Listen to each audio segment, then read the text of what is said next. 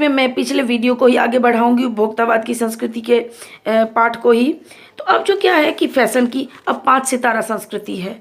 भारत में 5 सितारा संस्कृति, आप होटल पढ़ते होंगे 5 स्टार होटल। तो दिखावे की जो ये संस्कृति है, इसने कंप्यूटर से लेकर आदमी के अंतिम संस्कार तक को 5 सितारा सुविधा प्रदान कर दिया है।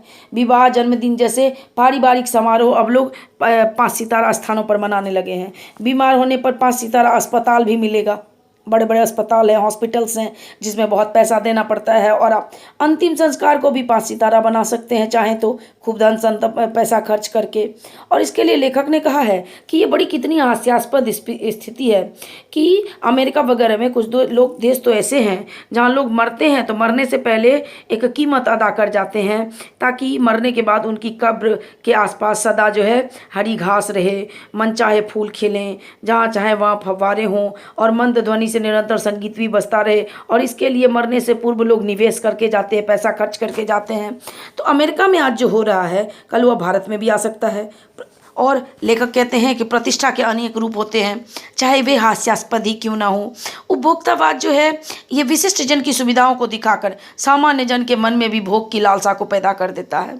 बड़े लोगों के पास जो चीज़ है वही कम पैसे वाले लोग भी खरीदना चाहते हैं। समाज 2 स्थान जो है में बट गया है, 2 हिस्से में, एक विशिष्ट जन और दूसरा सामान्य जन। आजकल सामान्य जन भी जो है ये उपभोक्तावादी संस्कृति के तरफ ललचाई नज़रों से देख रहा है। और अब लेखक के अनुसार उपभोक्तावाद का कारण क्या है। लेखक कहते हैं कि भारत के सामंती समाज में ही उपभोक्तावादी समाज पैदा हुआ। सामंत लोग जो थे, जिसके बारे में आपने पढ़ा होगा, राष्ट्रकूटाज, पालाज, पांड्या, चोला, चेरा, ये लोग जो थे, ये लोग सामंत वर्ग के थे। ये राजा के सबऑर्डिनेट होते थे, लेकिन बाद में इन्होंने देख देख करके पावर गेन किया, तो राजा से इतने फैसिनेट हुए कि स्वयं को राजा घोषित कर दिया। ये आप लोग जानते हैं। तो ठीक उसी तरह ये सब हुआ। पुराने सामंत जो हैं पूंजीपतियों के रूप में सामने आए हुए हैं। अब उपभोक्तावाद, महात्मा गांधी ने भी कहा है कि ये उपभोक्तावाद की जो संस्कृति है ये हमारे लिए बहुत खतरनाक है। उन्होंने स्वीकार किया है कि पश्चिम के सांस्कृतिक प्रभावों को स्वीकार करने के साथ साथ हम अपनी जड़ों से जुड़े रहने का आह्वान उन्होंने किया है, नहीं तो हम अपनी जड़ों से कट जाएंगे और हमारी बुनियाद हिल जाएगी। नींव, किसी भी मकान की नींव अगर मजबूत होती है तो वो मकान जो है वो टिकाऊ होता है, और अगर नींव ही मजबूत नहीं रहेगी तो हवा के जरा से झोंके से वो मकान जो है धराशायी हो जाएगा। तो ऐसा ही लेखक को लग रहा है कि ये खतरा है। ये जो है झूठे प्रतिमान, प्रतिष्ठा स्थापित करने के चक्कर में आदमी दिग्भ्रमित हो रहा है।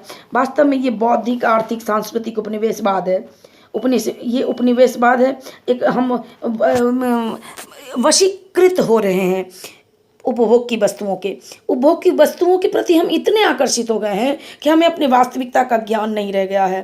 तो ये सब चीज़ें हैं, आप देख सकते हैं। उसके बाद लेखक कहते हैं कि ये जो इससे बौद्धिक, सांस्कृतिक, आर्थिक जो है ह्रास हो रहा है। संस्कृति व परंपराओं का अवमूल्यन हो रहा है। संस्कृति और परंपराएं जो हैं वो घट रही हैं, उनका ह्रास हो रहा है।